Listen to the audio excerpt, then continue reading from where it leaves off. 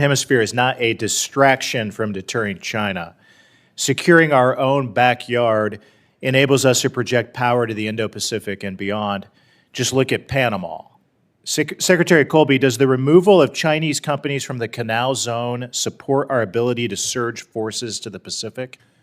Thank you, Senator. I think the ability to operate freely and without any hindrance through the canal is absolutely essential. Or look at Venezuela, where the Maduro regime supplied heavily discounted oil to China. The same goes for Iran, by the way.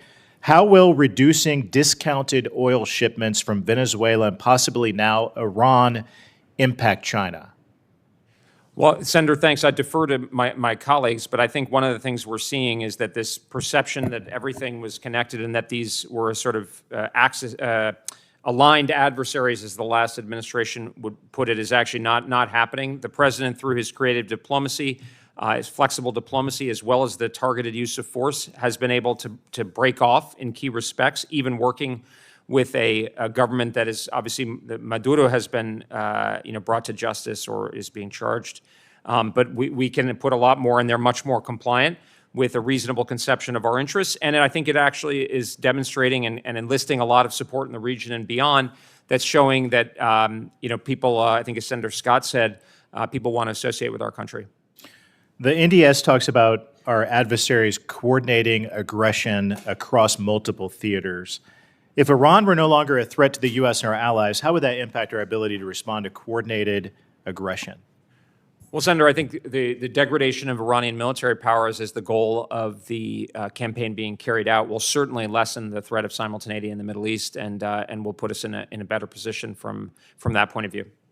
And how would that free up military assets that could be assigned to Indo-PACOM? Well, I think if we, and I think I have a lot of confidence in our military forces that hopefully should put us in a position where Iran, at a minimum, is knocked significantly back. And as I've discussed with the minority members a lot, there may be a range of more, optimistic outcomes in terms of a fundamental change in the government in the Islamic Republic. But in any case, it will be significantly degraded and be put in a position where our model ally Israel, which is willing and able to take a lot more responsibility, our Gulf partners who are doing a lot, both defensively but also increasingly more assertively. Some of our European allies are now moving more assertively. I think that's going to put us in a position where obviously the United States will still play a very important role in the Middle East, needless to say, including militarily, but allow us to enable this focus on the First Island chain. I want to give President Trump a lot of credit for his historic arms sale to Taiwan in December. How do FMS cases like these contribute to Taiwan's ability to assist U.S. forces in the denial mission? So I think obviously the issue of Taiwan is a particularly sensitive one, and we are clear in the national defense strategy that we are not changing or seeking to change American policy or declaratory policy in any way. But of course, it has been the position of the United States for almost half a century to provide Taiwan with weapons of a defensive character and to oppose the use of violence or coercion to change the status quo. And I think our policies are consistent with that. Also consistent, as I spoke with the chairman about earlier, with this strong and clear but quiet. I think the defense strategy and approach of this administration is more focused on delivering on results. And I think you could favorably compare President Trump in that respect to President Biden, who was very vocal in a number of ways, but actually did less in terms of the ability to actually deter.